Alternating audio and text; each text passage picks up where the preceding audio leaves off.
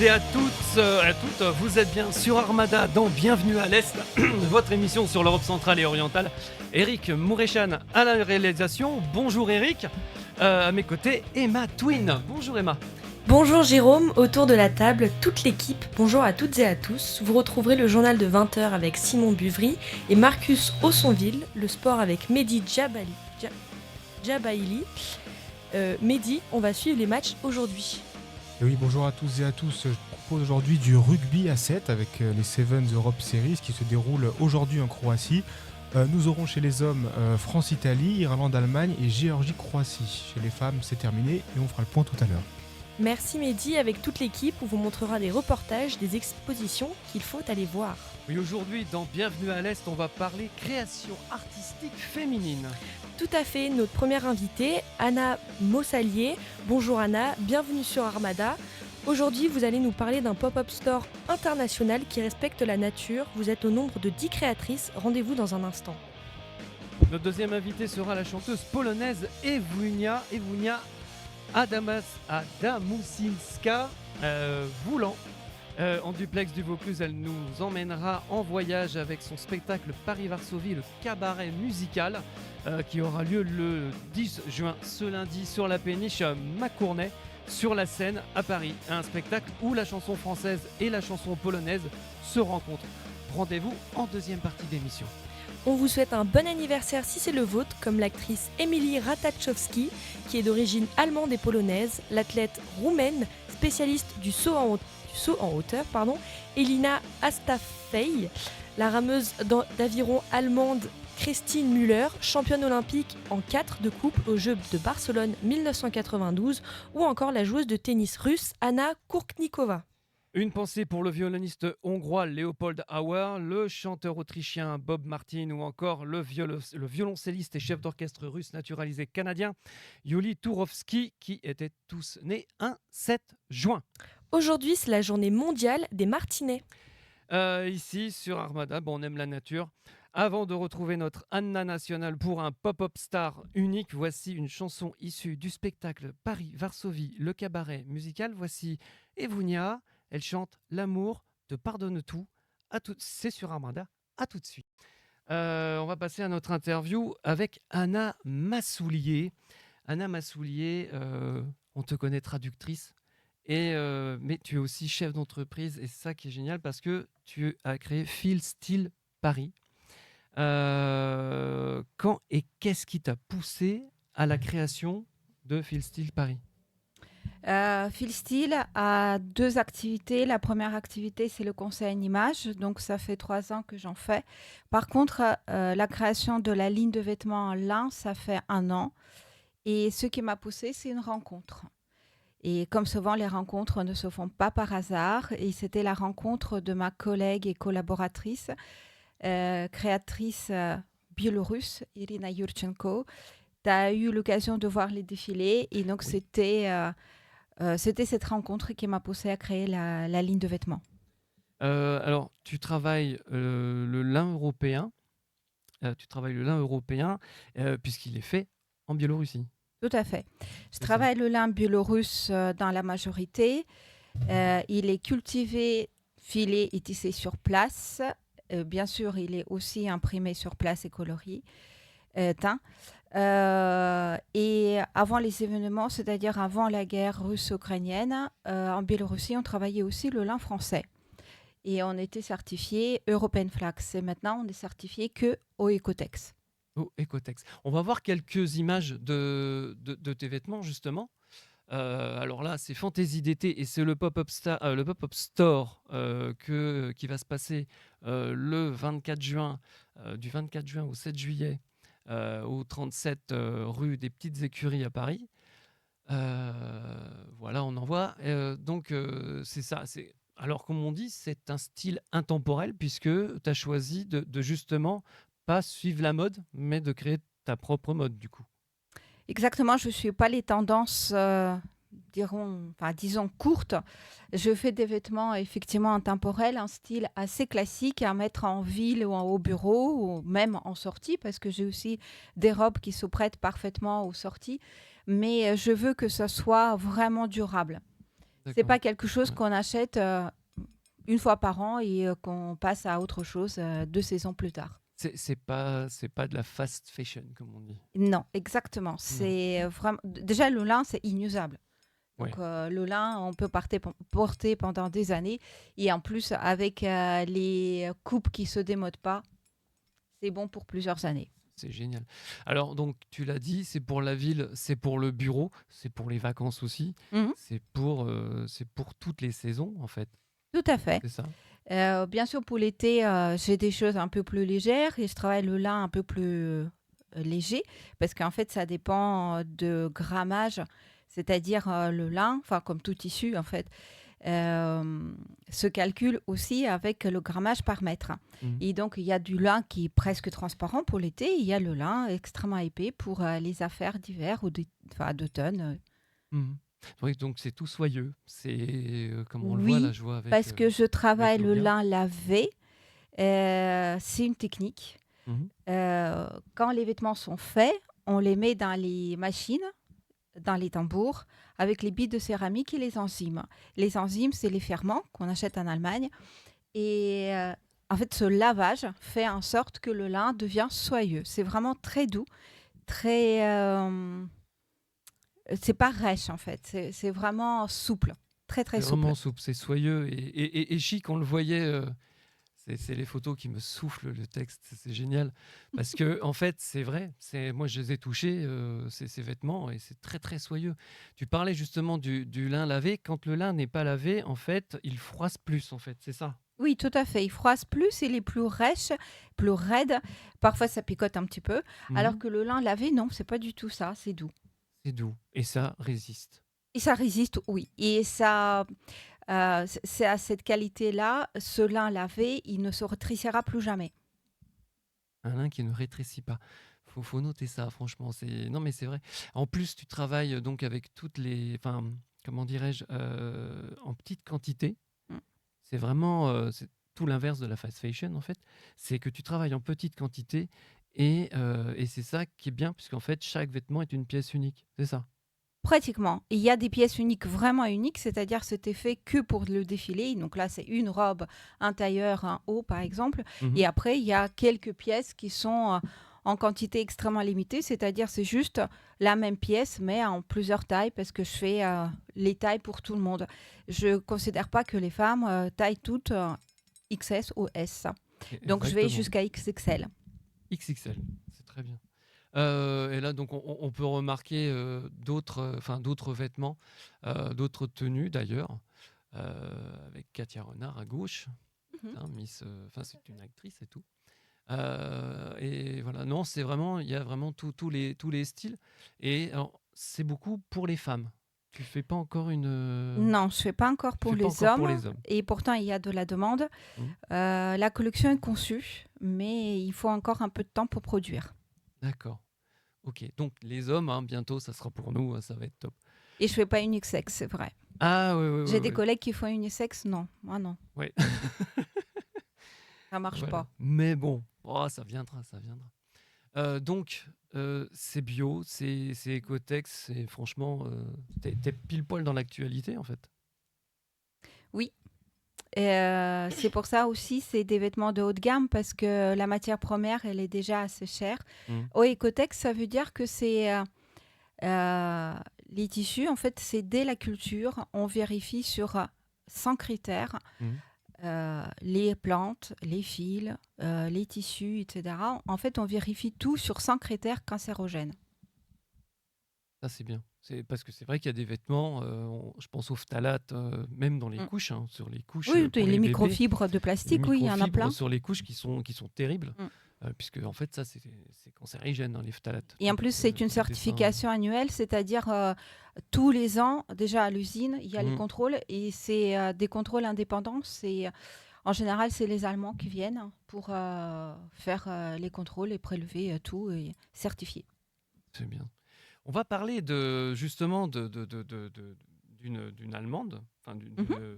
parce que, comme on dit, du 24 juillet, du 24 juin au 7 juillet, il y a le pop-up store international, du coup, puisqu'il y a à la fois il y a une Allemande, il y a une Congolaise, il y a une Italienne, il y a des Françaises, et il y a toi, qui est russe aussi et ukrainienne.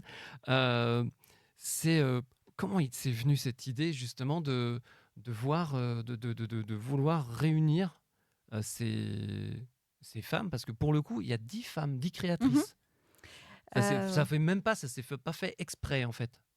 non, enfin, c'est pas la première fois que je fais des pop-up, que j'organise les pop-up collectifs, c'est-à-dire c'est très solidaire. On est là toutes ou tous, ça dépend, bon, cette année c'est que des femmes. Et en fait, on mélange tous nos produits pour que ça soit vraiment un choix très très large. Et je travaille qu'avec les créateurs, en l'occurrence les créatrices, en mode durable et responsable, c'est-à-dire on est tout à faire ou des pièces uniques ou des petites quantités, à faire de l'upcycling ou bio ou naturel. Ah ben ça, c'est génial. Donc, je vous ai dit, une émission bio. C'est c'est vraiment sympa. Comment dirais-je? Alors, nous, à l'écran, on a donc l'atelier Gauthier qui fait donc des accessoires En en cuir. cuir Oui. fait main. Fait main, tout à fait. En fait, ma collègue Alexandra, d'ailleurs elle est russe aussi, Mhm. qui habite à Vendée, elle a travaillé pendant plusieurs années dans les ateliers Louis Vuitton. Donc elle a le savoir-faire extraordinaire. Et elle a décidé de partir parce que c'est produit en masse et c'est Mhm. pas ce qui lui plaît et c'est pas du tout sa façon de voir les choses. Et donc elle produit que des pièces uniques. Que des pièces Que des uniques. pièces uniques sur commande en général. Des sacs. Elle fait des sacs, elle fait des ceintures, elle fait des bretelles, elle peut faire par exemple des, des choses qu'on met dans les cheveux là, comment ça Des s'appelle, chouchous, les, pas des les chouchous, pinces, les des pinces pour les pinces. cheveux. Mhm. Enfin voilà, elle fait des accessoires comme ça. On va en voir une suivante. Alors là, nous partons. C'est Josh, et elle nous vient du Congo. Je me suis trompée, c'est Togo, pardon. C'est Togo, parce que pardon. c'est- Pardon. je me suis Alors, rendu bon, compte après. Bon, c'est Togo. c'est du Donc Togo. c'est Philippa. Elle est D'accord. extraordinaire parce qu'elle produit sur place dans les petits ateliers où elle récupère les tissus des stocks dormants, où c'est filé sur place, sur tout ce que vous voyez avec les imprimés. C'est filé vraiment avec les métiers à la main, hein, c'est vraiment à l'ancienne. C'est le Donc métier à ils tisser. tissent, oui exactement, ils tissent ces tissus avec les imprimés traditionnels et elle fait des combinaisons, des vestes, des robes, voilà, des petits hauts et c'est coloré, c'est très pratique, c'est très libre, c'est très bien pour voyager par exemple. D'accord. C'est excellent ça. Alors, on va en prendre une autre, tissu de la vallée de Fergana en Ouzbékistan. Et là, on part en Allemagne. Voilà, on part en Allemagne, c'est une amie, Isabella, et donc sa marque s'appelle Bellicat, et elle travaille les tissus ouzbeks, et vous voyez, les imprimés sont très traditionnels aussi, et le carré là que vous voyez au premier plan, en fait, c'est sa fille qui a créé ces imprimés, ces dessins. Ils ont fait une collection avec ces dessins d'enfance, ils ont imprimé sur place tout ça. Et le reste, c'est des imprimés traditionnels. Et pareil, elle travaille toutes pièces, mais c'est toujours très limité, pareil. Parfois, c'est très souvent d'ailleurs, c'est les pièces uniques ou comme moi, juste quelques tailles. Juste pour information, Isabella sera avec nous, comment dirais-je, Le 21, le 21 juin. tout à C'est fait. ça, le 21 juin pour un entretien exceptionnel. On va donc. Là, Maintenant, c'est le feutre de oui, laine fait main. c'est extrêmement rare en France. Autant c'est assez répandu en Europe centrale et orientale, par Oui. exemple. Mais ma collègue Sandrine, elle fait le feutre de laine à la main. C'est vraiment... c'est fait seulement à la main. Et elle retravaille le feutre pour l'actualiser parce que bon, il y a les objets de décoration, Ouais. mais il y a surtout, vous voyez, les gilets qui sont extraordinaires. C'est très, très chaud. Par contre, c'est pas vraiment pour l'été, mais... pourquoi pas les soirs d'été à côté de la mer ou à la montagne. Oui, parce qu'il y a des Mais sans-manches quand même. Hein. oui, C'est... mais moi je trouve c'est pareil, c'est intemporel. Mhm.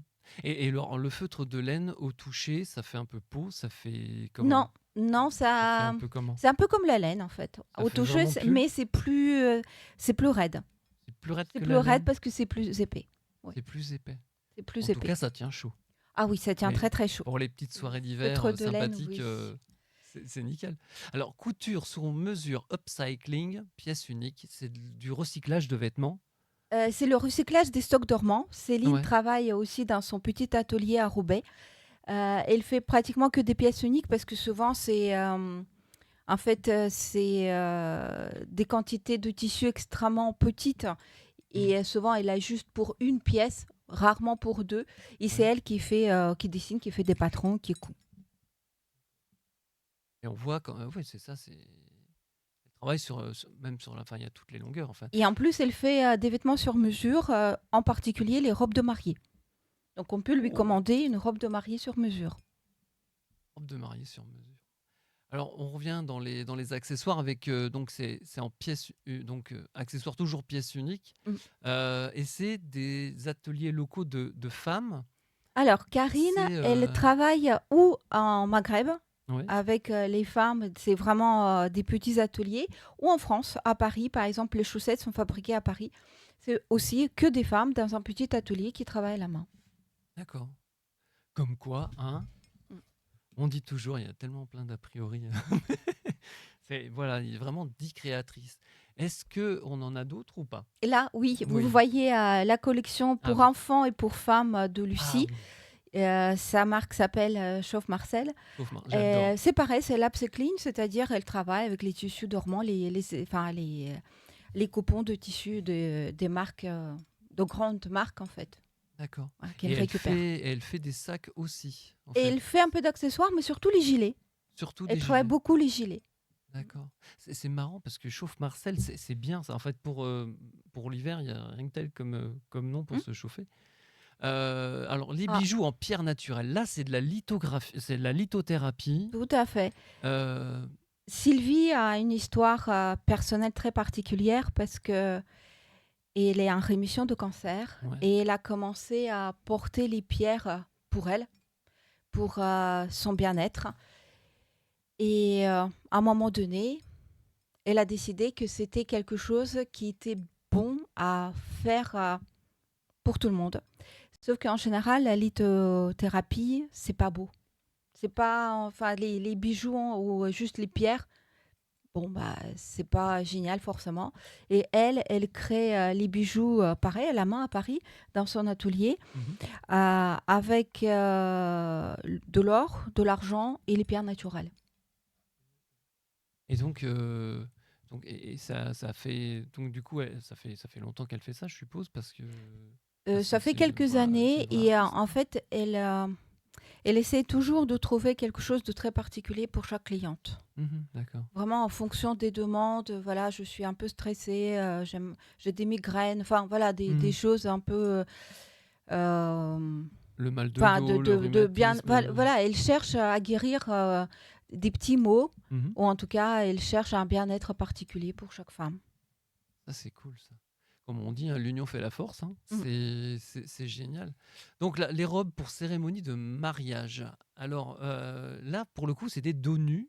Oui, c'est une amie, Mhm. très chère amie, Lucie aussi, qui fait des robes qu'avec les dos nus. Donc c'est elle qui dessine, qui crée les patrons et qui fait ça en atelier aussi à Paris. Euh, Elle, c'est particulier. Enfin, c'est pareil, elle a une petite histoire parce que souvent, quand on est invité au mariage, c'est compliqué de trouver les tenues. Ouais. Et elle a décidé de faire des robes avec des nœuds papillons assortis pour le compagnon de la personne et en même temps avec les boucles d'oreilles assorties. Et les boucles d'oreilles, où elle travaille en résine à la main chez elle, Mhm. ou c'est les boucles d'oreilles en fleurs stabilisées et souvent en hortensia. Donc il y a plein de couleurs, voilà, plein de tailles, plein de couleurs. Mettez de la couleur dans vos vies, hein. Enfin, c'est incroyable parce que fleurs stabilisées, elles ne fanent pas. Elles ne Ah non, s'assèchent pas. ça bouge pas, c'est-à-dire ça reste comme, comme une fleur qu'on vient de cueillir. Oui. Ça ne bouge pas. Par contre, il faut pas mouiller parce que c'est Ah oui. enfin, c'est un produit, c'est la glycérine, c'est la base de glycérine. Il faut pas mouiller ces boucles d'oreilles, mais sinon ça bouge absolument pas. Ni la D'accord. couleur, ni la forme, vraiment rien du tout. C'est des vêtements pour l'été. Là, c'est c'est les vraiment de vêtements pour l'été. l'été. Souvent, les mariages se font Oui, ils se l'été. font en été. J'en ai connu au mois de février, C'est plus au mois de rare. novembre Mais aussi. pourquoi pas, Mais pourquoi avec pas, on un peut se beau marier quand on manteau, veut. on peut mettre une robe comme ça. Ouais, bien sûr, bien sûr. Ah, qu'est-ce que t'en penses, Emma? Enfin, en matière de Bah, moi, femme, je t'es trouve la ça seule sur le vraiment, plateau.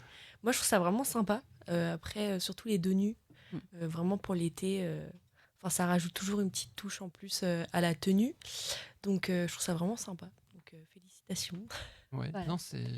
Et Lucie vient d'avoir son petit bébé, enfin sa petite fille, il y a 3 semaines. Eh ben, félicitations à Lucie alors. Donc elle Ça, c'est sera du en boulot. congé maternité pendant notre pop-up. Ah là là là là là là. Mais il n'empêche Mais qu'on on est trouvera solidaires. les robes. On trouvera les Oui, robes quand même. exactement. Voilà. Et alors, comment donc à partir du 24 juin, Mhm. il y a cet événement qui s'appelle donc Fantaisie d'été. Et on verra l'affiche, vous l'avez Oui, sur la gauche, mais en plus Mm. gros. Avec justement, alors c'est le lieu 37. Alors c'est une galerie. Oui, c'est une boutique éphémère Ouais. qui se trouve au 37 rue des Petites Écuries. Du coup, on l'appelle lieu 37. Et c'est une boutique que je connais déjà parce que ça fait la 2e année que je travaille avec. Et c'est une boutique très lumineuse, très spacieuse, vraiment très agréable. Et on est là toutes à gérer, à faire le roulement, à être toujours présent, Ouais. 7 jours sur 7 pour tous nos clients. Eh ben, ça c'est cool. Et c'est ouvert de quelle heure à quelle heure? Je pense que ça serait ouvert de 11h à 19h et un peu plus tard si on a du monde. Ah, c'est cool. C'est bien ça. Bon, puis le 10e arrondissement, ça va, C'est très sympa c'est comme très quartier. sympa comme quartier. Il y a plein de cafés, il y a plein de restos. Venez boire un verre, passez chez nous, voilà. Et on fera une soirée d'ouverture Oh, qui sera donc le mardi, le mardi. Une le soirée 25. le 25. Ok, je note. Le 25. On sait jamais parce que c'est vrai que le 25 juin, c'est la soirée, donc une soirée d'ouverture. Comme ça, c'est une sorte de vernissage. C'est ça. C'est ça. Vous venez exactement. boire un petit verre, voilà, écouter de la musique, danser. Voilà. Moi, je vais aller passer par là si jamais vous voulez. J'aime bien les chiffons, comme qui dirait, mais enfin, les chiffons, comme on dit, le tissu, la mode. Moi, j'appelle ça les chiffons. Ouais, non, c'est vrai qu'on dit par les chiffons quand tu parles de Non, tissu. mais c'est vrai, c'est vrai. Et moi, je dis toujours, j'ai grandi dans les chiffons. Ouais. Parce que ma C'est mère ça. est couturière modéliste. Donc, oui, je dis chiffon aussi. C'est ça. Et ben justement, allez voir. Si vous ne connaissez pas, la culture, c'est sans frontières et ça amène toujours vers d'autres découvertes, vers d'autres domaines qui sont assez géniales. Donc, Fantaisie d'été, c'est donc lieu 37. Lieu 37, c'est un doux nom. Hein. Lieu 37, au 37 rue des Petites Écuries à Paris, dans le 10e. Mm. Et ben on a hâte de voir ça. Et puis donc je note le 25 juin, vernissage pour tout le monde. C'est grand, c'est parce que si vous tenez sur 10, C'est grand. Et c'est après, grand, il y a même plein s'il y a de- trop de monde, on est sur le trottoir. Comme il y a de la musique, c'est très sympa. avec de la musique, c'est trop top. C'est bon, on va faire la fête. Mm. On va passer on va passer au cinéma. Au cinéma, Emma. Il est 19h28 sur Armada. Et quelles sont les nouvelles de la semaine? Alors, Cinéma Ukraine, prévu pour 6 mois, d'avril à octobre 2024, il sera rempli de projections de films gratuites, de panels de discussion avec les créateurs et d'ateliers de maîtres avec des cinéastes ukrainiens. En plus des événements qui auront lieu chaque mois au Centre culturel cinématographique Adrej Wajda à Varsovie, les organisateurs prévoient également un cinéma d'été avec des projections supplémentaires des films de l'histoire du cinéma de l'Ukraine indépendante. Les événements seront également diffusés en ligne et les films sélectionnés seront disponibles sur une plateforme. Le Festival du film français FFF en Roumanie fête cette année sa 25e édition. Du 1er au 4 juillet, les cinéphiles de Cluj sont invités à la rencontre des films français les plus récents et les plus marquants dans une édition anniversaire d'été. Les projections auront lieu au cinéma Victoria en plein air dans la cour de l'Institution française de Cluj, mais aussi en ligne pour la première fois de l'histoire du festival. Fidèle à sa longue histoire et à ses sections devenues classiques, le festival apporte également son lot de nouveautés dans cette édition. La compétition de jeunes talents long métrage met en lumière, comme chaque année, les nouvelles voix du cinéma français avec 5 premiers titres exceptionnels en compétition pour le prix du public. Pour la première fois, les films en compétition seront également disponibles en ligne sur la plateforme Elvire chez vous, du 5 au 29 juillet, afin qu'ils puissent être vus et votés par un public aussi large que possible. Une nouvelle section s'ajoute cette année à la compétition des longs métrages, le concours Jeunes Talents Court Métrage, qui propose 5 titres ayant un parcours festivalier exceptionnel. Un jury de 3 jeunes critiques de cinéma, Flavia Dima, Georgina Musa et Victor Morasov, désignera le lauréat de cette section. Animation, le cinéma tchèque représenté par 4 courts-métrages au prochain festival d'Annecy. Cette année, le Festival international du film d'animation d'Annecy en France présentera 4 courts-métrages d'animation tchèque et une coproduction. Les films ont été sélectionnés pour le festival qui se tient du 9 au 15 juin parmi un nombre record de 3 977 entrées provenant de 108 pays. Le jury a sélectionné 2 films tchèques pour la compétition de courts-métrages. Le premier est Free the Chickens de Matthäus Vizar, le nouveau film du réalisateur slovaque du film de fin d'études primé Pandas, qui a remporté le prix d'Annecy en 2013.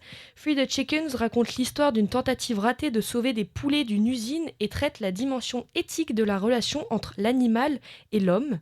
Le second est Hurricane de Jane Saska, dont la comédie noire Happy End avait été sélectionnée à Annecy en 2016. Saska revient à Annecy avec une romance grinçante qui se déroule dans le quartier de Žižkov à Prague.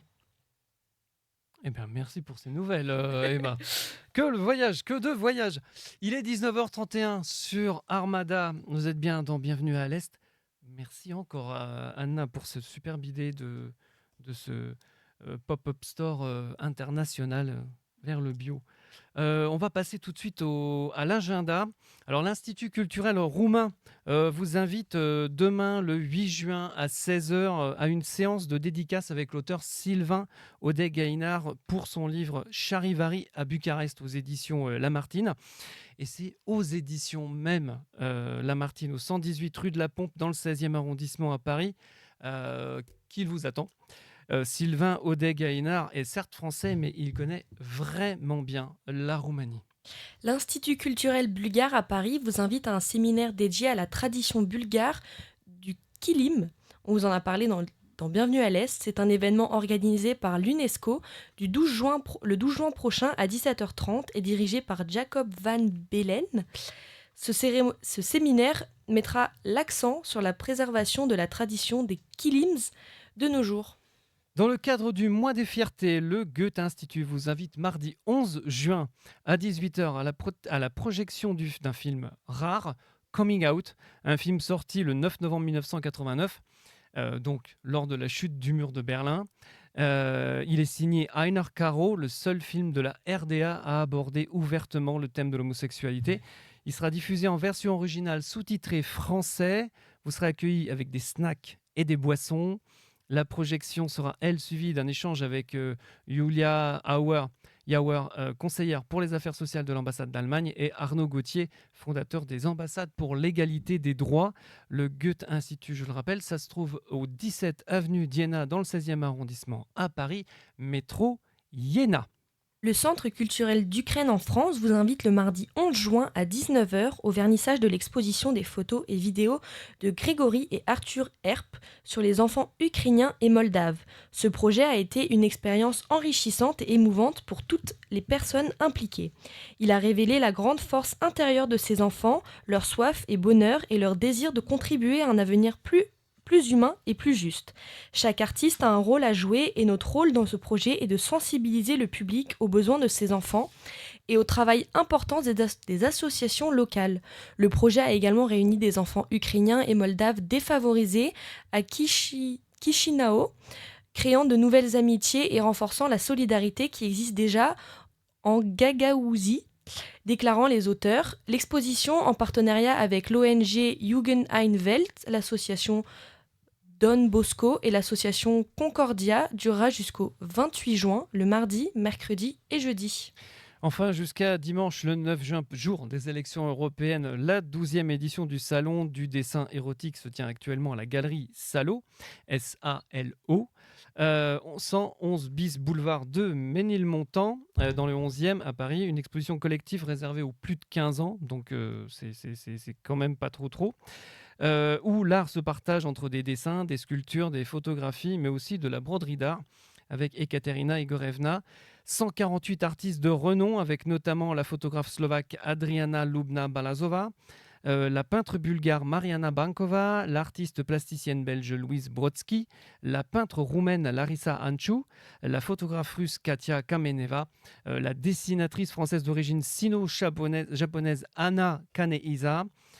Très surprenant son œuvre. La peintre équatorienne d'origine moldave Doina Vieru, et la dessinatrice polonaise Jola Zoszinska, ou encore la photographe chinoise Wen Yu Zhang. On va en parler dans un instant dans le cadre de l'événement Chopin ou Jardin, des festivités qui dureront jusqu'au 30 juin. L'Institut polonais de Paris vous propose un spectacle à voir. Il s'intitule Paris-Varsovie, le cabaret musical. Ça se jouera lundi, le 10 juin à 20h sur la péniche Marcounet à Paris. Après le journal de 20h, nous retrouverons la chanteuse polonaise Ewunia pour parler de ce spectacle à voir absolument. Merci Emma. Mehdi Djebaili, tu es allé voir une exposition qui mêle le sport et l'art. Tout à fait, Jérôme. Avec Mathéo, on s'est rendu à l'Institut polonais de Paris, situé au 86 rue de Faisanderie, dans le 16e arrondissement de la capitale. L'exposition s'appelle Sports Game. C'est une présentation qui vise à montrer les multitudes de phénomènes liés au sport, au corps et au mouvement. Elle met en lumière des phénomènes qui sont souvent négligés ou ignorés dans le discours social. Je vous invite sincèrement à aller découvrir cette exposition. En voici quelques images.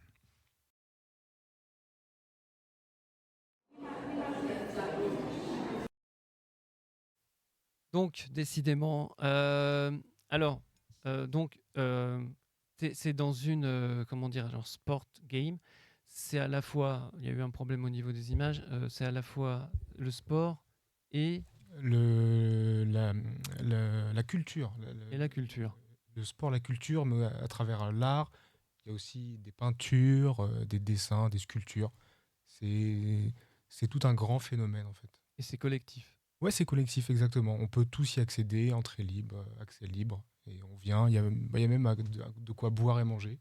Donc Ça, c'est top, ça. c'est toujours top. De boire et manger. Non, honnêtement, j'y suis allé avec Mathéo. C'est vraiment quelque chose de bien. C'est comme je vous l'ai dit, entrée libre et on visite. J'ai vu, c'est l'Institut polonais de Paris. Ouais. Il y avait plein de sculptures, notamment de peintures de Iga Swiatek, la polonaise tenniswoman. La numéro 1 mondiale de tennis. Exactement. Ouais. Iga Swiatek est donc peintre. Et ben ça, tu vois, je l'ignorais. C'est Non, bien, ça. de portraits d'Iga Swiatek. Ah, je veux dire. de portraits Oui, de d'Iga portraits d'Iga Swiatek. Swiatek, je me suis mal exprimé, oui. Mais ils mettent beaucoup en valeur cette tenniswoman. D'accord. Et on voit donc les muscles, je suppose, c'est la forme physique à travers l'art, quoi. Exactement. C'est genre des musculatures, des... C'est ça. D'accord. C'est ça. Et des élans. C'est l'élan vers le sport. Voilà, c'est quelque chose de très nourrissant, la culture et le sport. En France, on sépare souvent ça, et je sais que nous, en Europe centrale et orientale, le sport fait partie de la culture. Voilà, quand on est un journaliste culturel, on peut aussi faire journaliste sportif, et inverse. Hein. Je salue Michel Drucker, qui lui l'a fait. Et moi aussi, d'ailleurs. Je vais arrêter de me lancer des fleurs. Hein. Simon et Marcus, alors vous avez fait 2 expos. C'est ça, ouais, on a fait 2 expositions. Alors là, la première, c'était sur des broderies. Oui. Donc on a été en fait à l'Institut Centre culturel culturel. de l'Ukraine à Ouais. Paris. Donc c'était dans le 10e arrondissement. Et on a pu rencontrer donc l'artiste qui s'appelle Tania en fait. Et elle fait des broderies. C'est des œuvres typiques ukrainiennes. Et donc en fait, on a pu voir cette exposition. On a été au vernissage. Et vous allez voir, c'est juste super quoi. D'accord. Nous nous retrouvons dans le 19e arrondissement de Paris au sein du centre culturel de l'ambassade d'Ukraine en France. Ici est présentée une nouvelle exposition, les broderies de pierre de Nova Kakovka sur textile de Tania Bolarova. Nova Kakhovka a été fondée en 1952 lors de la construction de la centrale hydroélectrique de Kakhovka et du canal du nord de la Crimée. À la suite du projet L'eau pour la Crimée, toute la ville fut engloutie. En cherchant à compenser les pertes causées par l'inondation, Iori Duvzhenko a conçu des milliers d'ornements pour les murs de tous les bâtiments de Nova Kakhovka. Tania Bolarova est développeuse web, designer céramiste et artiste de la broderie sur tapis. Indépendante, elle consacre la majeure partie de son temps pour ses œuvres. J'ai commencé la broderie assez récemment. Je n'ai pas pris de cours, j'ai fait ça en autodidacte. J'ai regardé sur internet comment m'exprimer au travers de l'art et j'ai trouvé les broderies sur toile. Donc, j'ai continué à apprendre toujours sur internet toute seule. Tous les panneaux qui sont ici dans l'exposition ont été conçus à la main. Chaque panneau prend environ 1 mois à être réalisé. Donc tout le projet de cette exposition au Centre culturel ukrainien a mis 1 an à voir le jour. Les broderies sont des images de l'Ukraine. Par exemple, elles reprennent des motifs de façade, de bâtiments ou encore de chemises brodées typiques. Pour moi, cela représente mon Ukraine.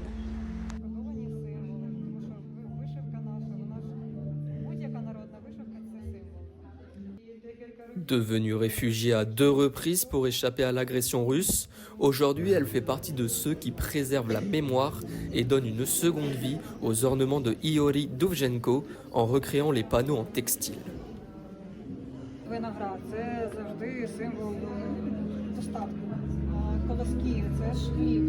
La forme verticale de cette broderie représente l'art et les symboles traditionnels ukrainiens. Ces broderies expriment le lien entre les générations et la transmission des connaissances, le patrimoine et surtout de l'amour de notre pays.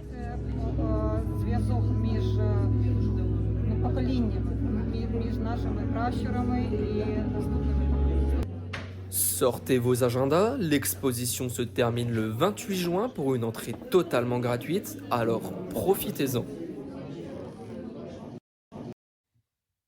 Voilà, allez voir le centre culturel d'Ukraine, c'est des broderies sur pierre, du coup, décidément, la broderie est en recrudescence en ce moment en Europe. Simon, Oui, la deuxième expo, du coup. la deuxième expo, donc on s'est rendu dans le 10e arrondissement de Paris. Je dis on parce qu'on ne change pas une équipe qui gagne. Non. J'y suis allé avec Marcus.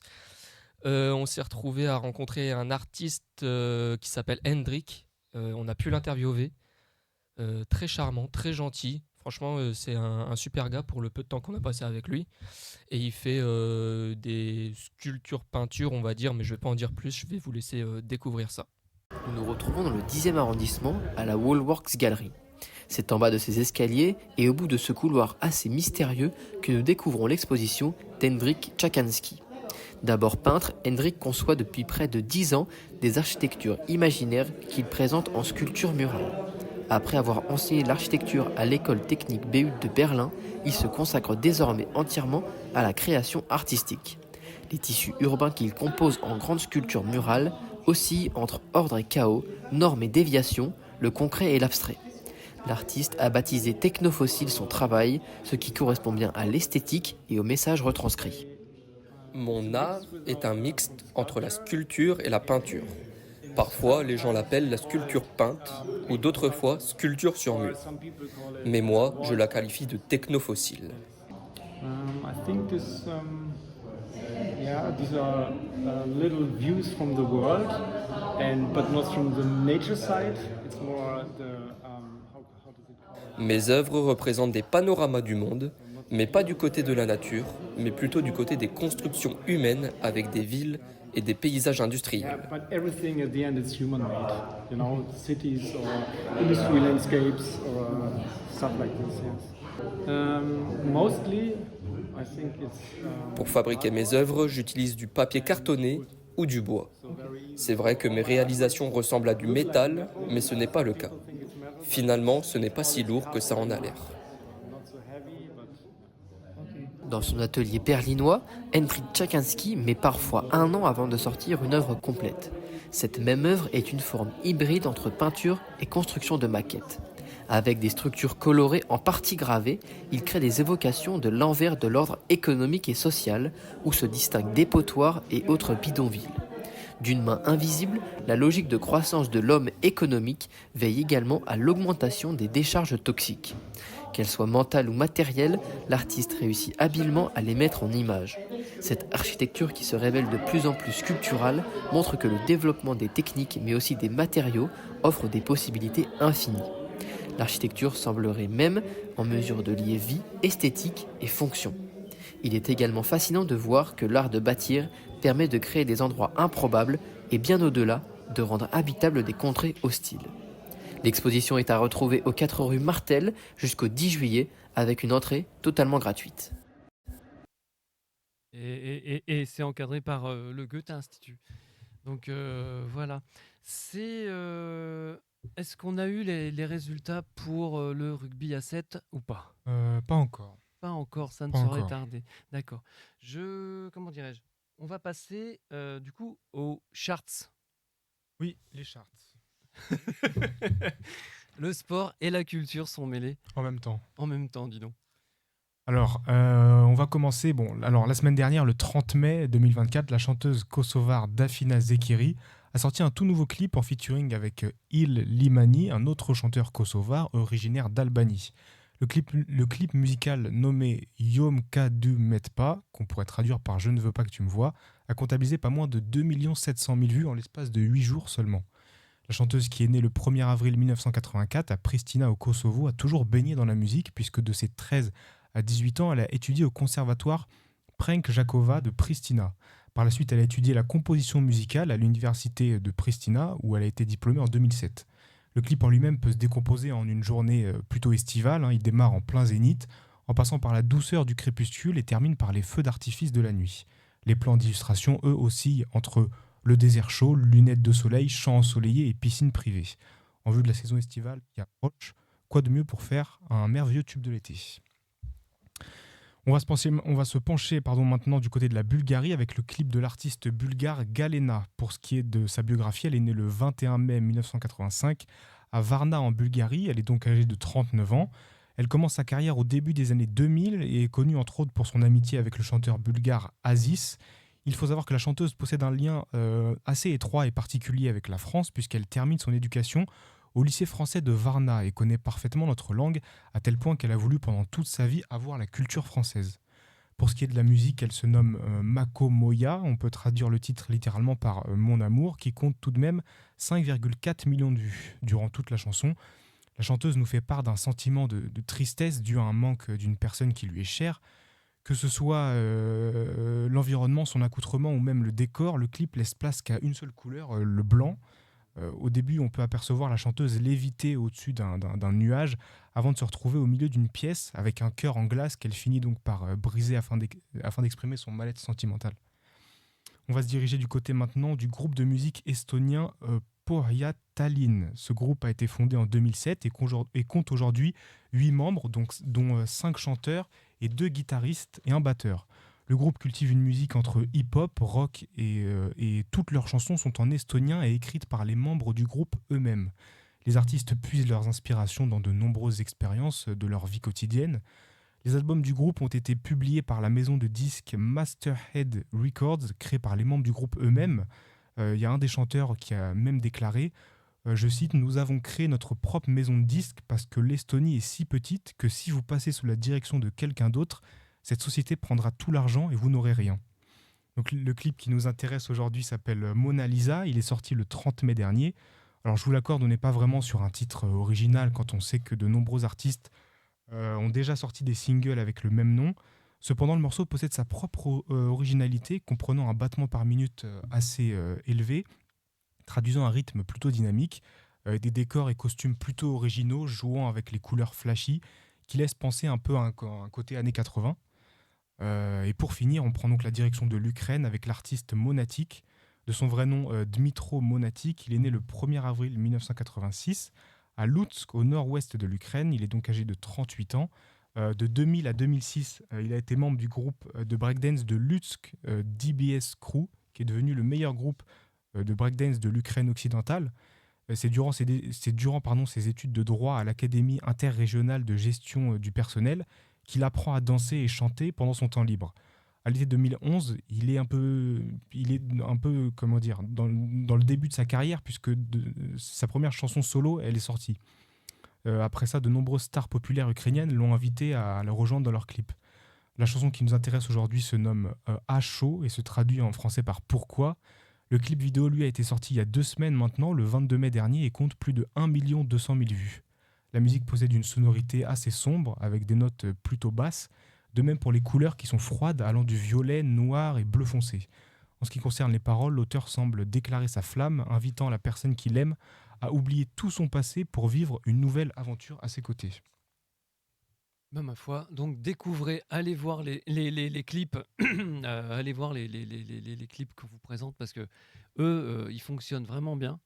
Je repense à Gabi, il y a de ça quelques temps, qui nous parlait d'un clip ouzbek qui avait fait 100 millions de vues. Enfin, c'est un truc, il arrivait en téléchargement premier mondial.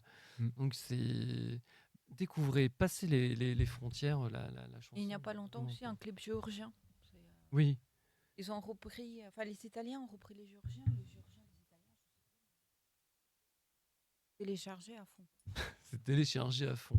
Il est 19h51.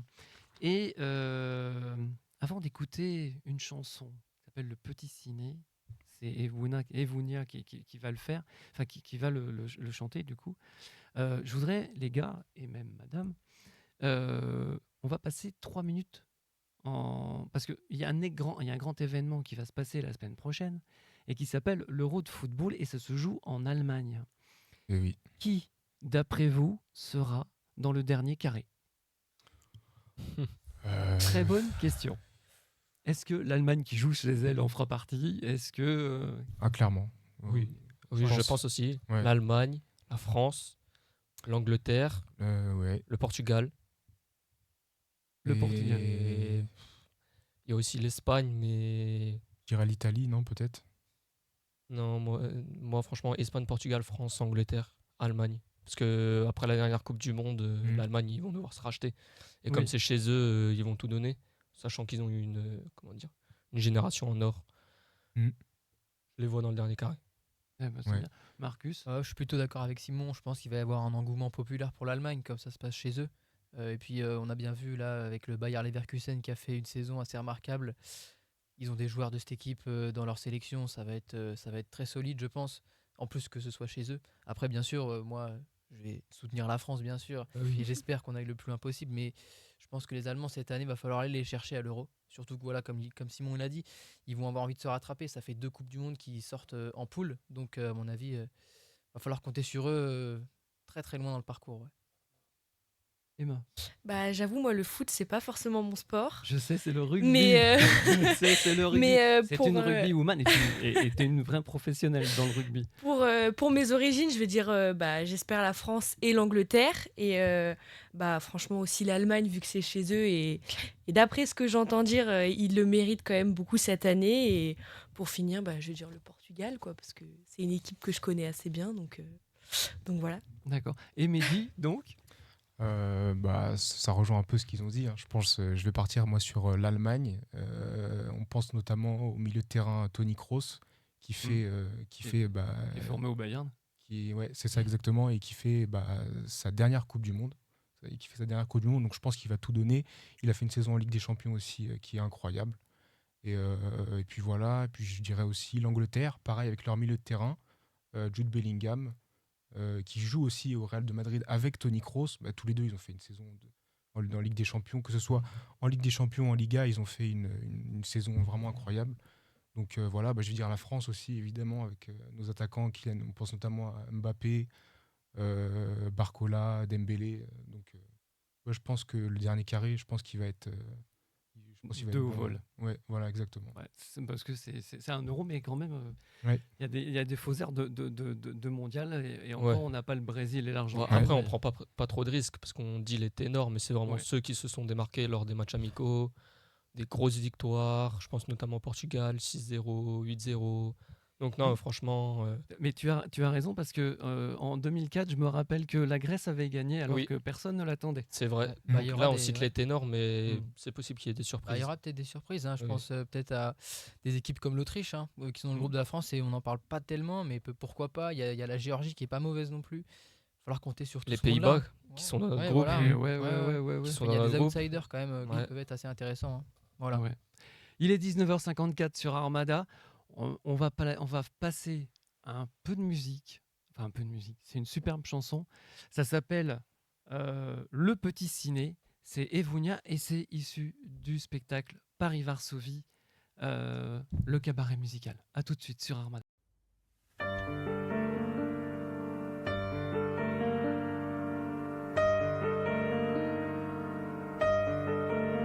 Le petit ciné, te souviens-tu du petit ciné muet?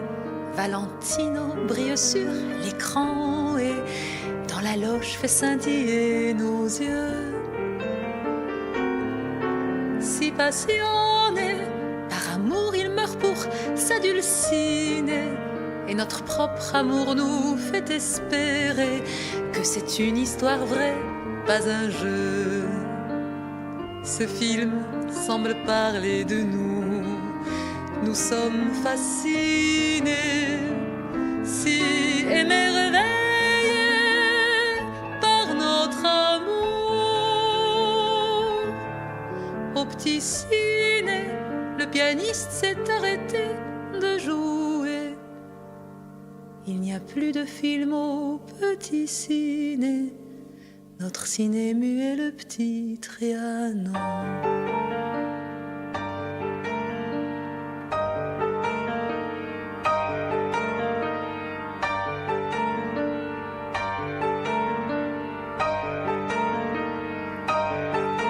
Małe kino, czy pamiętasz małe nieme kino?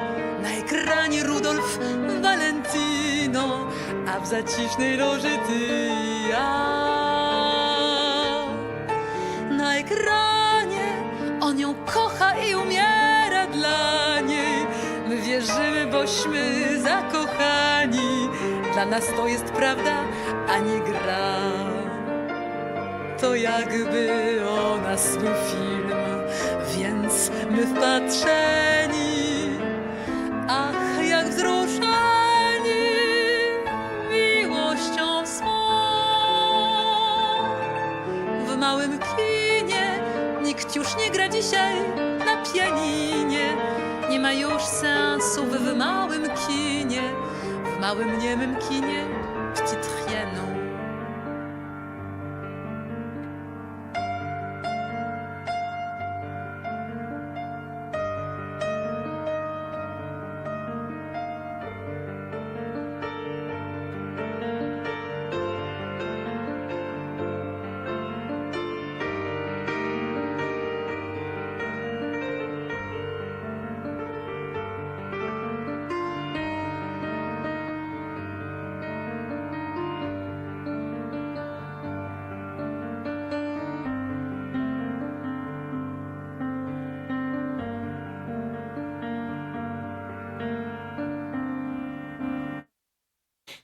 C'était Le Petit Ciné, issu donc du spectacle Paris-Varsovie.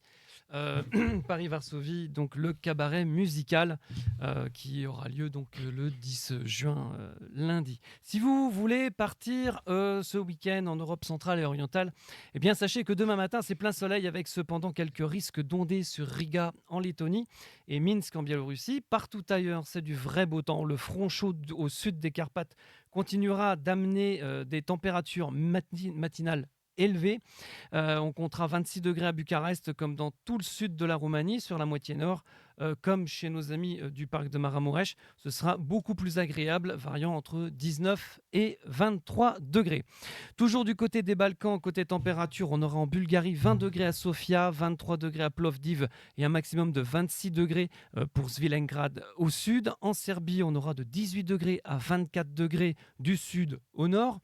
En Moldavie, à Chisinau, on comptera déjà 24 degrés avec un ciel voilé, une température qui évoluera peu durant la journée avec un temps orageux l'après-midi qui rafraîchira l'atmosphère jusqu'à la nuit donc en Moldavie. Sur les autres capitales, 13 degrés à Vilnius en Lituanie, 14 degrés à Riga et à Tallinn, 16 degrés à Berlin, Prague, Varsovie et Minsk, 20 degrés à Bratislava, 21 degrés à Zagreb en Croatie, 22 degrés à Budapest et à Kiev. Le samedi après-midi sera couvert sur tout le continent, sauf à Paris, Budapest. Non mais c'est vrai en plus. Paris, Budapest, mais aussi en Bulgarie avec des températures de 29 degrés à Sofia, 31 degrés à Plovdiv, jusqu'à 34 degrés à Svilengrad. Et en Serbie, où le soleil brillera avec des températures allant de 28 à 30 degrés, comme à Belgrade. Ailleurs, sur une ligne allant de Tallinn à Minsk, ça variera de 14 degrés jusqu'à 20 degrés, 21 degrés à Varsovie, 22 degrés à Berlin, de l'orage à 25 degrés à Kiev, et à Prague, 26 degrés à Bratislava en Slovaquie, avec des éclaircies, 22 à 23 degrés à l'est du pays, 27 degrés à Budapest en Hongrie et à Zagreb, 29 degrés à Krasnodar en Russie, 23 degrés à Moscou avec un risque d'averse.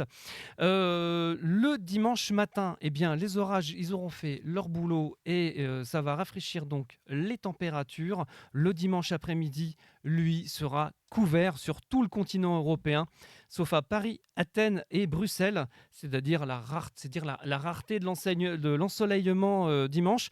Donc allez voter plutôt le matin si vous voulez. Nous, ça va, à Paris, il fait beau.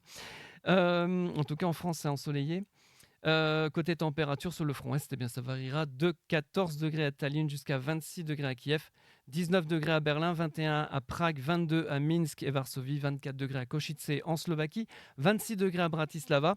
En Roumanie, on aura de 22 degrés au nord à 34 degrés comme à Bucarest. Superbe temps à Constanța.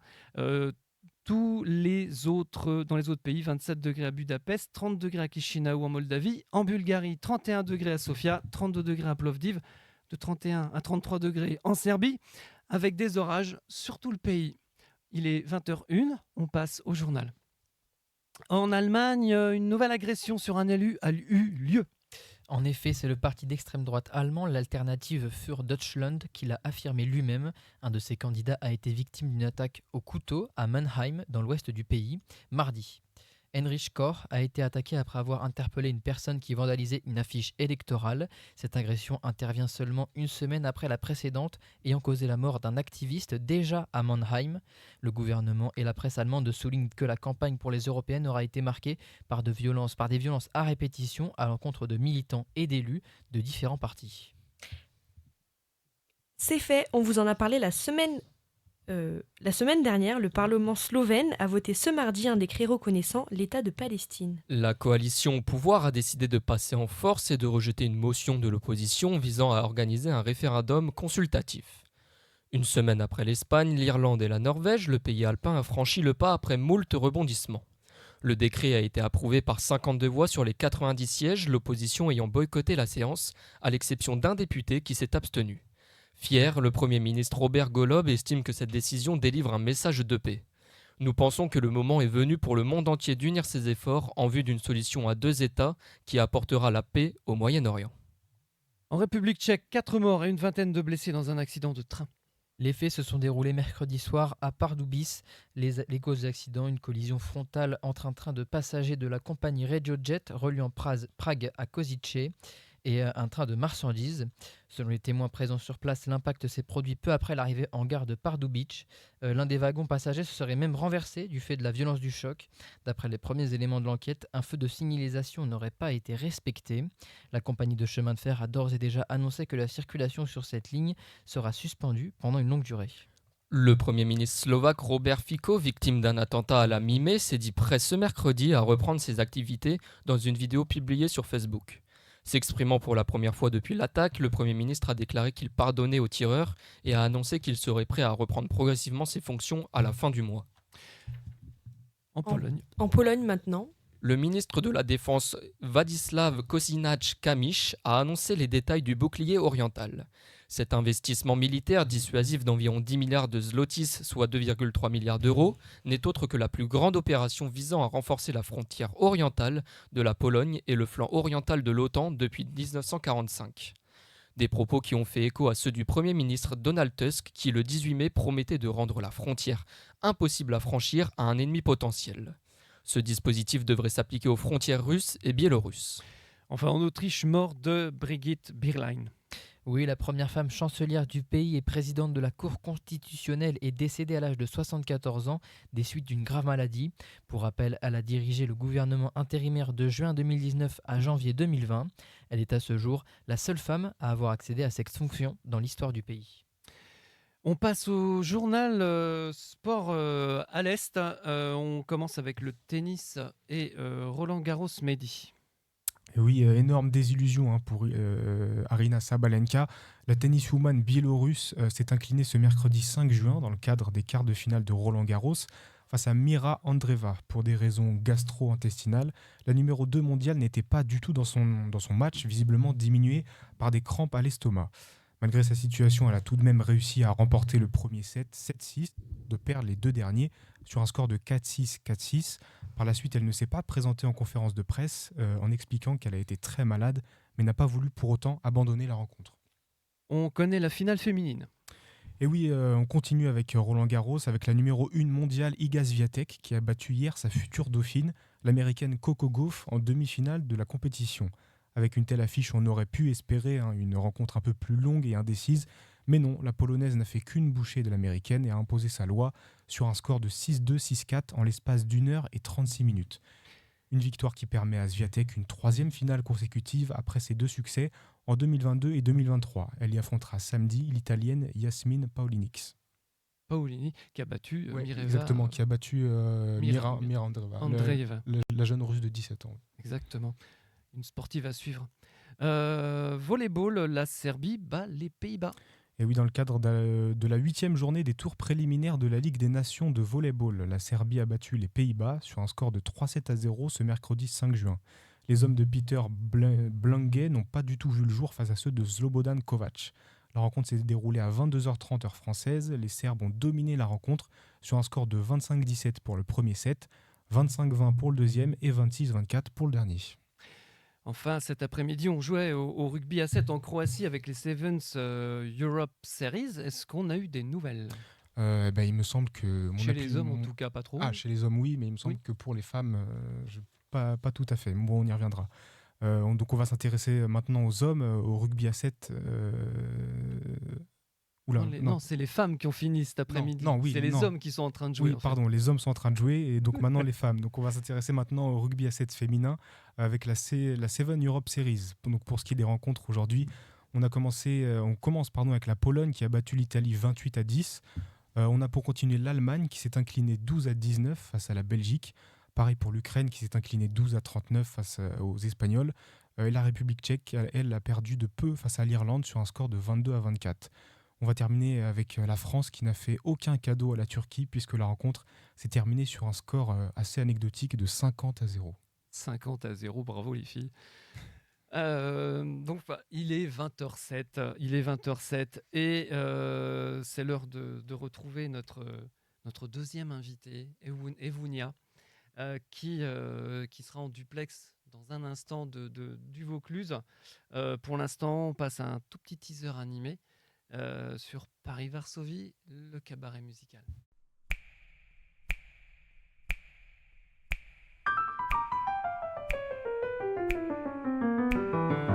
J'ai deux amours,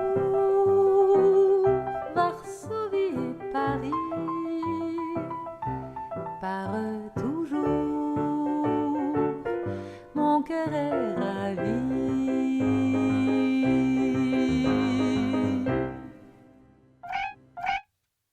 Ça donne envie d'y aller. Et si Piaf était né en Pologne, Brel avait trouvé l'inspiration sur les remparts de Varsovie. Vian, Boris de son prénom, avait l'âme slave. Serge Gainsbourg avait pris des cours de piano avec Chopin. Après tout, Joséphine Baker, elle aussi, avait deux amours. Récompensé du Cyrano du meilleur spectacle musical 2023, Paris-Varsovie, le cabaret musical, se jouera donc lundi, le 10 juin à 20h à Paris sur la péniche Marcounet. C'est plus qu'un spectacle musical, c'est subtil et c'est signé Ewunia Adamusinska-Voulant, accompagné par le plus polonais des pianistes français, j'ai nommé Yves Dupuis. Dans leur cabaret musical, entre Paris et Varsovie, les deux artistes vous font découvrir des chansons et des histoires hautes en couleurs avec des personnages, des lieux et des mélodies touchantes qui font sourire, qui font même parfois rire. Bonjour Ewunia. Bonjour et chapeau bas pour la prononciation de mon nom de famille. C'est un plaisir. Bienvenue sur Armada dans Bienvenue à l'Est. Première question, quand et comment est né ce duo ? Alors ce duo, c'est avant tout une très belle rencontre humaine avec Yves Dupuis qui date maintenant de 2017. On s'est rencontrés dans un autre projet et ça a été une évidence qu'on souhaite travailler ensemble parce qu'on est touché par les mêmes musiques et on s'entend très bien humainement, donc ça tombe bien. Et en 2018, moi j'ai eu le souhait de porter sur la scène, pour le public français en l'occurrence, le répertoire de chansons polonais qui est en résonance à la belle chanson française, mais qui n'est pas connue donc du public français. En fait, le public polonais connaît bien la chanson française, mais l'inverse n'est pas toujours le cas. Et on a créé un premier spectacle, Les Amants de Varsovie, et il y a un an, on a créé ce spectacle Paris-Varsovie Cabaret Musical, qui cette fois-ci met en commun les deux âmes, l'âme française vue par une polonaise et l'âme slave vue par un français. Alors justement, la chanson française comme la chanson polonaise donc, fait partie de vous. Comment avez-vous découvert la chanson française ? Vous dites que c'est connu en Pologne. Oui, alors moi c'était vraiment un coup de foudre quand j'étais encore très très jeune, j'étais enfant, je devais avoir 7 ans et je fouillais dans les enregistrements de mes parents, des cassettes. Bon, je ne sais pas si tous les auditeurs savent encore ce que c'est les cassettes, des vinyles. Et dedans, il y avait ce que ma maman appelait les dinosaures de la chanson française, Piaf, Aznavour, Brel. Et j'étais scotchée par la beauté des paroles, par la beauté des mélodies, les histoires qui y sont racontées. Et ensuite, plus tard, je me suis rendu compte que ce répertoire-là était beaucoup connu et aimé par les Polonais, notamment interprété pour la plupart du temps traduit en polonais. Et comme une évidence, du moment où j'ai commencé à faire de la musique et de la scène, je me suis tournée vers ce répertoire-là. Et qu'est-ce qui vous attire dans la culture française ? Oh là là, il y a tellement de choses. Eh bien, je dirais l'élégance, la beauté, la langue avec toutes ses subtilités infinies pour exprimer une pensée, une nuance, la beauté du pays, de son histoire, de ses régions, de ses gens, le côté solaire, le côté cartésien, des Français éternels optimistes, tout semble possible. Bon, la liste est longue. Voilà, c'est vraiment un pays, je trouve, qui est fabuleux. On est libre. Voilà, on est libre et c'est une force. C'est fantastique. Alors là, pendant cette interview, on va entendre 3 chansons, toujours issues de ce spectacle Paris-Varsovie, le cabaret musical. Et ceux qui nous suivent sur les réseaux, vous pouvez voir l'affiche. Ça se passera sur la péniche Marcounet. On va commencer par Le sexe est en moi, une chanson polonaise qui est à l'origine. C'est signé par Jerzy Wasowski et Jérémy Bzibora pour le texte original. Oui. C'est donc, alors je ne sais pas le dire en polonais, j'avoue. Bowe mnie jest sex, je sais pas. Franchement, bravo. C'est tout à fait ça. Bravo. Voilà. Et donc, ça veut dire le sexe est en moi. Comment avoir choisi pourquoi avoir choisi cette chanson ? Alors tout d'abord, c'est parce qu'en fait, ce duo-là, ce parolier, ce compositeur, eux, ils ont créé vraiment des dizaines et des dizaines de merveilles, aussi belles que ce soit au niveau des paroles que des mélodies et des harmonies. Et en fait, c'est un peu un répertoire culte en Pologne. Ça s'appelle le cabaret des deux messieurs âgés. Et donc, c'est un cabaret qui passait à la télé où il y avait des sketchs, Ouais. des petites scénettes assez drôles, hilarantes et des chansons. Et j'adore ce répertoire-là. Donc, j'ai choisi 2 chansons. Il y a effectivement Le sexe est en moi et la deuxième, c'est Le petit thé, Herbatka. Alors pourquoi celle-là plus que d'autres? Il y a probablement une explication que je ne saurais plus la donner parce qu'elles sont très belles. Et celle-ci, Le sexe est en moi, elle est particulièrement rigolote parce que c'est un jeu. En fait, le texte dit, c'est donc un texte chanté par une femme qui dit, ben voilà, c'est pas de ma faute. Moi, je déborde de sex appeal. En fait, il y a un nuage, on va dire, d'érotisme autour de moi, et les hommes ne voient que ça en moi, alors que j'ai aussi une âme. Et dans le spectacle, on fait cette chanson d'abord en polonais. Donc bien sûr, le public ne comprend que le mot sexe, qui est quand même compréhensible, même si l'orthographe n'est pas la même. Et ensuite, on va proposer un extrait en français et on fait un jeu dans lequel on part du principe que le public et surtout mon ami pianiste, n'a toujours pas compris le message que je voulais faire passer, puisque donc je voulais qu'on voit en moi l'âme et pas uniquement le côté charnel. Et donc je passe par une sorte de parodie de plusieurs langues pour essayer de me faire comprendre, mais ça ne fonctionne pas. Voilà. D'accord. Ouais, les hommes sont c'est compliqué. Et c'est vrai, hein, enfin, quand on regarde, ça peut être une belle femme, elle peut être chef d'entreprise. Et c'est combien de fois il y a des présidentes, je connais Béatrice, enfin, je vais prendre l'exemple de Béatrice Barbus qui était présidente du club de Ivry, club de handball professionnel, et combien Oui. de fois on l'a pris pour une secrétaire alors que c'était elle la présidente. C'est incroyable les a priori qu'on peut avoir sur les femmes.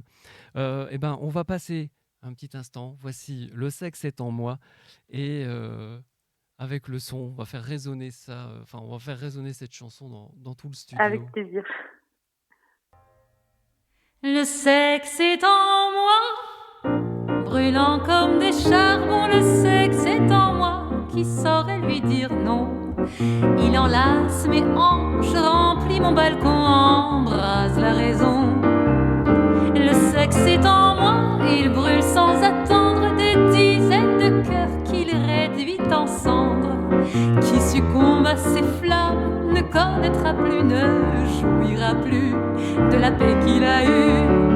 Mais quand ma lave cuit mes esclaves, je souffre le drame, oh oui le drame. Pourquoi diable mon corps les embouts si fort, alors que sous le corps j'ai aussi une âme. Ce sexe qui est là, sans pitié la crame, personne ne voit sous le sexe mon âme.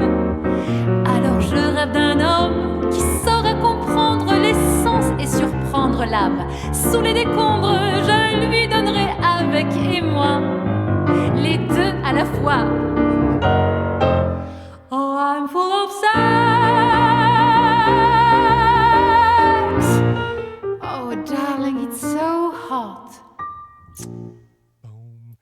Ah, c'est magnifique. Alors, c'est quand on vous entend chanter, l'âme slave ressort intensément. En fait, c'est l'histoire de votre vie. L'âme slave ou le chant? L'âme slave, et la chanson, du moins l'âme slave dans le chant, comme on dit Boris Vian avait l'âme slave, mais est-ce que l'âme slave est réservée aux Slaves ou est-ce que ça peut s'exporter? Je ne sais pas. Non, elle n'est pas du tout réservée aux Slaves, loin de là. Et moi, je dirais que même dans la chanson française que j'adore, il y a un brin d'âme slave parce qu'il y a des chansons qui sont très profonde, très nostalgique et très mélancolique. Mais la vraie problématique, c'est de définir justement l'âme slave, parce que il y a autant de d'âmes slaves que de peuples slaves. Hein. Il y a l'âme polonaise, l'âme russe, l'âme slovaque. Mais chaque slave, si on l'interroge sur ce qu'est l'âme slave pour lui, probablement aura une définition différente. Donc, ce n'est pas du tout une exclusivité de l'Europe de l'Est. Au contraire, moi, je dis que chacun de nous doit chercher en lui ce brin d'âme slave parce que ça apporte des couleurs différentes dans la façon dont on perçoit le monde, de la même manière que moi je cultive mon âme française, mon âme plus cartésienne et solaire parce que c'est tout aussi beau, quoi. Alors, c'est un spectacle, donc Paris-Varsovie, le cabaret musical. Il mêle donc les deux cultures, française et polonaise, à travers les chansons. Et en plus de vos... Alors, Oui. Oui, pardon, je vous laisse finir. Non, mais en plus donc, de vos compositions, on y trouve donc Édith Piaf, on l'a dit, Jacques Brel, Serge Gainsbourg, Léo Ferré, Colette Renard, Joséphine Baker, mais aussi Ordonka, la mistinguette polonaise. Alors, Mieczysław Fogg, le Tino de Rossi de Varsovie, ou encore Kalina Jedrzejczyk, la Marilyn polonaise. C'est un spectacle où on a deux façons de voir les choses. C'est un vrai lien entre les deux cultures françaises et polonaises, ce spectacle. C'est un vrai lien, c'est un trait d'union. Absolument, mais alors le point de départ, c'est vraiment mon regard. Donc moi, je suis polonaise, maintenant je suis française également, mais sur cette interrogation que j'ai, mais qu'est-ce qui m'anime, qu'est-ce qui me passionne, et justement dans les deux cultures, et qu'est-ce qui les connecte, qu'est-ce qui les différencie, et il y a un fil narratif, et donc toutes ces chansons, ce répertoire-là, français, polonais, qui est en écho par rapport à ces questions identitaire, si je puis dire, sur quelqu'un qui est pluriculturel comme je le suis, et ce qui est le cas de plus en plus de personnes, puisque voilà, aujourd'hui on est à un endroit, on grandit à un autre, on fait ses études encore à un autre endroit, donc c'est très intéressant de se dire comment je fais en fait avec les deux cultures, et est-ce qu'il y en a une qui prend le dessus sur l'autre, comment elles se complètent, comment elles s'opposent. Donc voilà, c'est assez philosophique finalement, même si ça se veut très léger et avec un clin d'œil et beaucoup d'autodérision. Et alors justement, il y a tous les styles, c'est au-delà du trait d'union, c'est vraiment, il y a tous les styles, il y a plusieurs couleurs, il y a du jazz, il y a du cabaret, il y a du swing, il y a de la bossa nova, du tango, du classique, du folklore et même de l'électro. Exactement. C'est un vrai bonheur, enfin, c'est un bonheur pour les oreilles, c'est très varié. Pourquoi avoir fait ce choix? C'est surtout un vrai bonheur d'avoir un pianiste prodigieux, virtuose comme Yves Dupuy. Yves Dupuy, oui. Du coup, c'est l'orchestre sur la scène puisqu'il est seul à jouer. Et c'est vrai que les styles, les influences sont différentes, mais par contre, ce qui va les relier, c'est vraiment cette dimension cabaret. Je saurais pas forcément la définir de façon musicologique, mais c'est une essence musicale qui fait que les chansons ont un univers qui les connecte, et je pense que ça vient vraiment des arrangements de Yves, qui crée des arrangements très cinématographiques. Donc dans la variété, ça fait pas collage, ça fait vraiment, il y a vraiment quelque chose de très cohérent du début à la fin, toujours avec sa façon de jouer, ma façon de chanter, mais avec beaucoup de couleurs différentes et de ruptures et de découvertes et d'incursions dans des styles qui fonctionnent ensemble et qui font voyager. C'est un vrai rêve. Là, en fait, moi, je vais vous proposer une autre petite pause. On va passer à la musique. Je vous propose de prendre un petit thé. C'est si bon, comme on dit. Il y a donc ce petit thé, Herbatka, qui est donc signé Jerzy Wasowski et Jeremy Przybora. C'est comment? C'est humoristique. Oui, c'est humoristique. En fait, c'est une chanson qui dit qu'en fait ces deux messieurs âgés, mais de façon plus générale, les Polonais ne pourraient pas s'imaginer de vivre sans le thé, parce que en fait, alors on ne sait pas forcément, mais c'est vraiment une boisson nationale en Pologne. Et le thé accompagne les journées du matin au soir, et c'est vraiment un moment réconfortant, toujours de se retrouver autour d'une tasse de thé.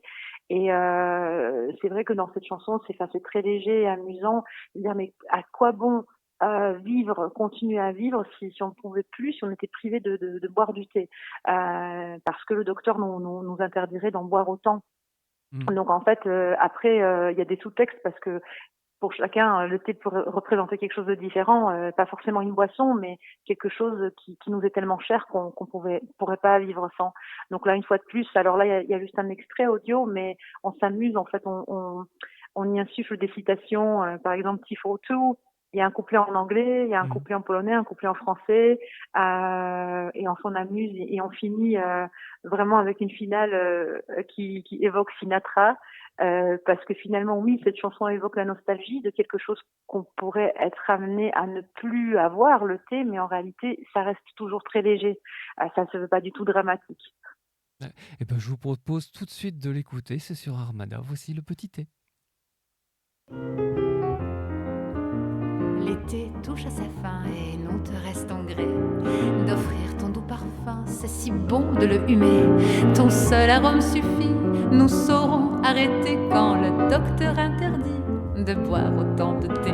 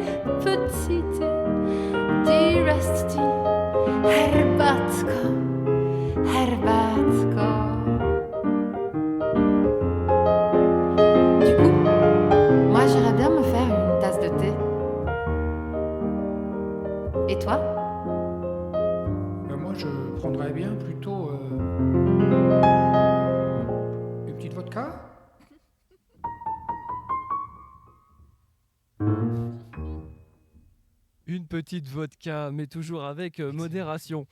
Alors, les décors parlent aussi. On peut être dans un café à Varsovie et se croire à Montmartre. Vous chantez en 3 langues, on l'a dit, en français, en polonais, en anglais, à travers des tableaux et des personnages. En fait, ce cabaret musical Paris-Varsovie, c'est un vrai voyage unique, en fait. Ça Exactement. On fait plusieurs allers-retours entre les deux capitales. C'est génial. Il y a quand même il y a plus de 1500 km qui séparent Paris de Varsovie, mais la musique, l'humour, l'émotion tissent un lien unique entre ces deux cultures. Paris-Varsovie, c'est une sacrée invention, c'est une création qui en fait a été créée donc en 2023, c'est ça ? C'est ça. Il y a pile un an, au mois de mai 2023. Eh ben. Moi, je vous propose de repartir en musique. Il est 20h26 sur Armada. On va écouter, Eurydica. C'est les Eurydice qui dansent en français. C'est ça. On est justement dans un café. C'est un café à Varsovie, mais en réalité, on pourrait se croire à Montmartre, où il y a le chat noir qui vient contempler un couple mythologique qui danse, en fait, dans des effluves d'opium, ou je ne sais pas, mais cette chanson est complètement... singulière et elle est vraiment exceptionnelle. Elle mérite d'être connue du public français parce que c'est vraiment quelque chose de très très beau. La musique est signée Katarzyna Kartner et le texte est signé Eva Ryzemniewska et Andrzej Wojciechowski. Voici donc les Eurydice qui dansent. Eurydica, c'est sur Armada. Kawiarence na rogu, każdej nocy jest koncert. Zatrzymajcie się w progu, Eurydyki tańczące. Zanim świt pierwszy promień rzuci smugą na ściany, niech was tulą w ramionach Orfeusze pijani. Passent les siècles, passent les étoiles, la nuit s'enveloppe de brouillard. Sur les Eurydices qui dansent, elle pose un châle dentelé. Sous les ponts chante la rivière, tangue l'ombre du lampadaire. Et nonchalant le chat noir pousse la porte du café. Qui a ce regard étrange? Eurydica, Eurydica. Qui a ces lèvres étranges? Eurydica, Eurydica. Już niedługo na widnokrąg świt różowy wpełznie wolno.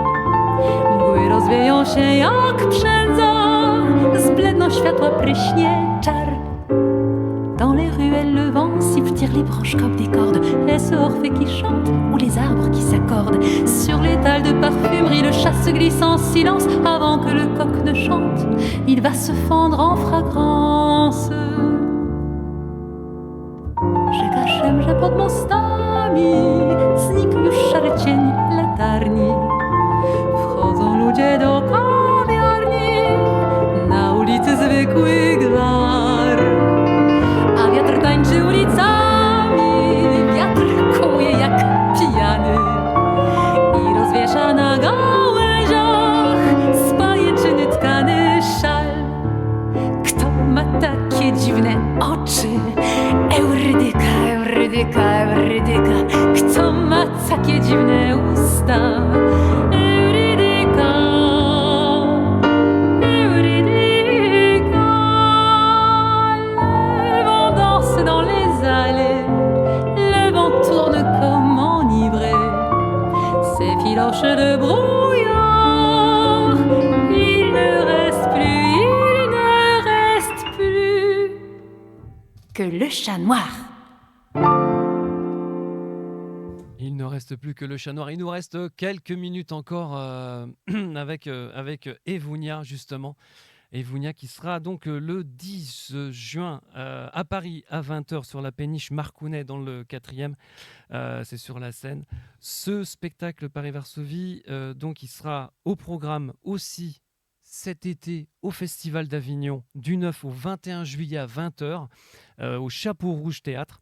Et puis à la rentrée, vous pourrez les retrouver le 11 octobre à la Destrousse dans les Bouches-du-Rhône, près de Marseille. Le 23 novembre, vous serez dans le Val-de-Marne à Ormesson-sur-Marne et le 24 novembre à Saint-Germain-en-Laye dans les Yvelines. C'est une jolie tournée qui se promet. Oui, nous espérons aussi qu'elle va continuer à se compléter par des rendez-vous partout en France parce que on adore voyager aussi au travers des régions et des différents publics. Donc, on tient à jour notre site internet. Ça vaut le coup de regarder régulièrement pour voir les nouveaux rendez-vous qui se rajoutent au fur et à mesure.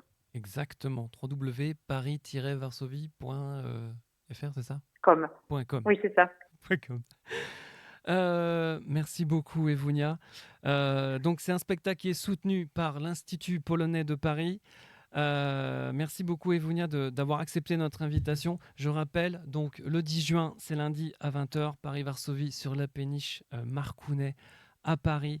Merci Evounia, au revoir et à bientôt. Merci pour l'invitation Jérôme, bonne soirée et puis au plaisir. Au plaisir. Avant de nous quitter, est-ce qu'on a les résultats de... Non. Et non. Ils font grève. Et ben, j'ai l'information comme quoi les matchs, bon, je pense qu'il y a eu du retard, mais ils n'ont pas commencé, je crois. J'ai l'information comme quoi ils n'ont pas commencé.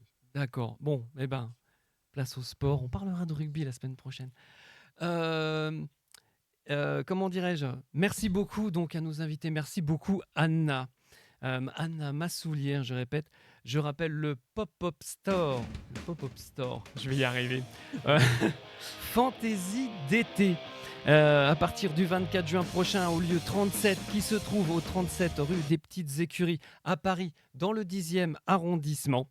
Merci beaucoup à Evounia, son spectacle à Paris, spectacle Paris-Varsovie, le cabaret musical, le lundi 10 juin à 20h sur la péniche Marcounet, un événement Chopin au jardin organisé par l'Institut polonais de Paris. Merci à toute la rédaction, merci Marcus Aussonville, Simon Buvry, Mehdi Djebaili. Et puis Mathéo qui a travaillé aussi, Mathéo Marchal qu'on salue parce qu'il a fini son stage. Oui. Et donc il n'est pas en plateau, c'est normal, mais il a quand même travaillé sur les vidéos, sur les reportages.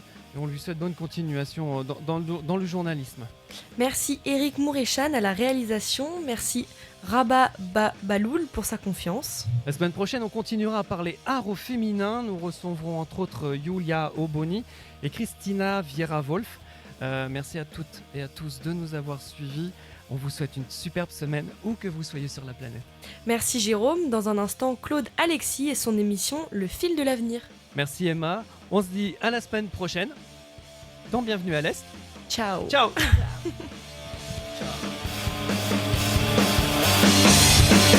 Ciao.